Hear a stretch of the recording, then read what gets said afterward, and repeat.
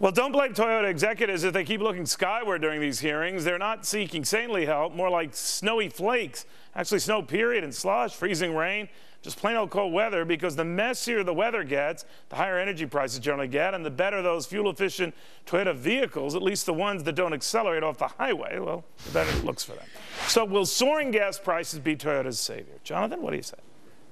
Well, Neil, Toyotas are good cars, and when gas prices are high and low, and I was interested in hearing throughout today's hearings just how many lawmakers drive and own Toyotas, even to this day. Yes, it kind of puts the notion of crisis a bit in perspective. And I don't want to make light of these problems. I know the problems are very serious. They affect a very small number of cars, which the company is remedying. And I think I'm bewildered as to why Congress is involved at all. If those who feel as if the company has wronged them, aren't those grievances to be addressed in court? Why are they being addressed in Congress? John Tabacco's just joined us. What do you make of this whole thing? I mean, you know, everybody's talking about how low Mr. Toyota bows in a 40-degree angle, a 60-degree angle. He can bow as low as possible. Nothing can save Toyota. Not $3 gas, not $5 gas. We have the director of the National Transportation Safety Administration out there telling people, do not drive your Toyota. And that's good for Hondas, that's good for Hyundais. Well, he pulled that back. He said, just don't drive those that go off a cliff. But he said it, and it's kind of scary when the government's in the car business and the guy running the auto. So that the stacks are against... Really stacked. And what do you think, Lizzie? Well, I mean, the government being in the car business, it was pretty scary when the commander and chief executive fired the head of GM. I mean, that sent a chill, I think. So they have the vested interest. They have vested interest. But, you know, we saw today the Toyota executives taking to Capitol Hill to say, I'm sorry. And strikingly enough, do you know how you say I'm sorry in Japanese? No, but I bet you know. Sumimasen. I hope they don't say the sumimasen We'll be happy Congress. to sue you. Right. Right. But, you know, Nancy, obviously a lot of these guys would wish Toyota dead, right?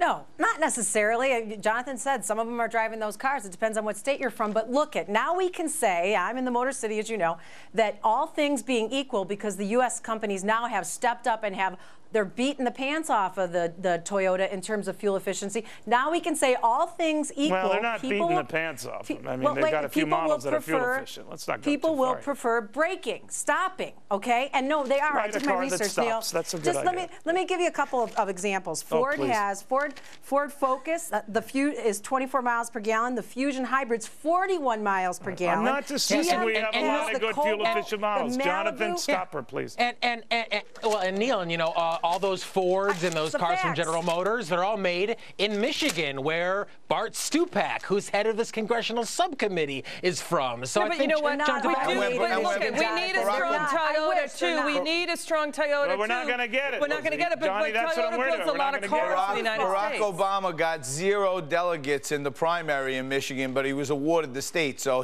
that's the state that keeps on getting from the Barack Obama administration. Well, they got even fewer in Japan, so there's no upside to helping them, right? I mean, I like to see if Liz knows how we say protectionism in Japanese. I know how you say I'm ashamed. That's why GM and Ford are so I know how you say protectionism. Shut your keyhole. But listen. No, we don't have time. Stop. I beg you. When we come back, stop! We're going to show you psychologically what's really going on here after this.